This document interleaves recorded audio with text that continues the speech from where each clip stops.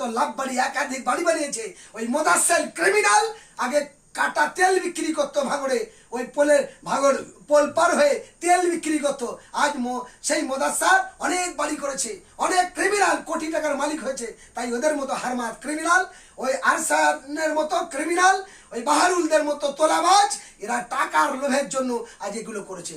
সুতরাং আমি ক্যানিং পূর্ব, ক্যানিং পশ্চিম, ভাঙড়, বাসন্তী, দক্ষিণ 24 পরগনার মানুষের কাছে বলবো, যারা 16 কোটি, 20 কোটি, 30 কোটি করে টাকা দিয়ে তৃণমূলের টিকিট এসছে, এদের যদি ভোট দেন ভুল করে, তাহলে কি হবে?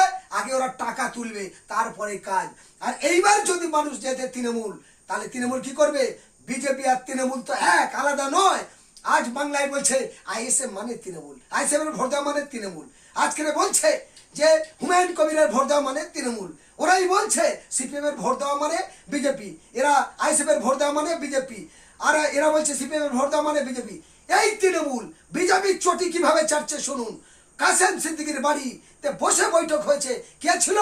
ওই ছিল অর্জুন সিং, বিজেপির নেতা, আর শুভেন্দু অধিকারী প্রতিনিধি এবং আপনার অমিত শাহর প্রতিনিধি এসে কাসেম সিদ্দিকীর বাড়ি গোপন চুক্তি হয়, কয়েক লক্ষ কোটি টাকা চুক্তি হয়। ফলে বাংলার মানুষ দেখেনি সেই ভিডিও, জানে না সেই ভিডিও প্রকাশ হয়েছে।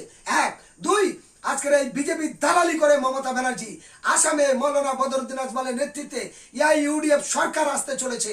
সেই সরকার যাতে না হতে পারে, এই তৃণমূল ওই বিজেপি দালালি করে 60টা সিটের মধ্যে 30টা প্রার্থী দিয়েছে, যেখানে 500 ভোট পাবে না।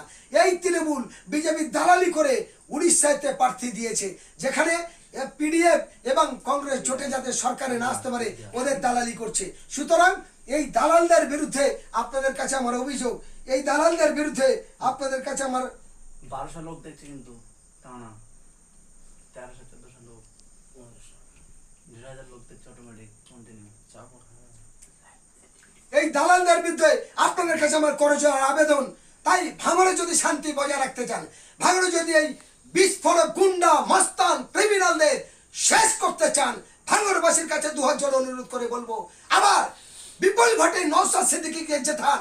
20 তাদের মৌচাকের বাসা, এই যে ভেমরুল, কালো ভেমরুলের বাসা হলো তৃণমূল কংগ্রেস। এই ভেমরুলের বাসাকে আগুন লাগিয়ে দিন, জ্বালিয়ে দিন, বাড়িতে যা আছে। আমি বলি, শওকত মোল্লা একটা কথা 2 দিন আগে বলেছে যে আমি 27, 28, 29, 30 4 দিন রাত জাগবো। কেন? ব্যাপারটা শুনে নিন। তৃণমূলের ব্লুপ্রিন্ট আমি জানি, ওরা পঞ্চায়েত ভোটে এরকম করে। 1 সপ্তাহ আগে থেকে গুন্ডা লাগিয়ে টাকার বস্তানে ছোটে। ফলে নদীর চর বিক্রি করা শওকত মোল্লার টাকা আছে। নদীর চর দখল করে, ক্যানিং বাদলা নদীর যে চর, তার হাজার হাজার বিঘা জমি দখল করে নিয়ে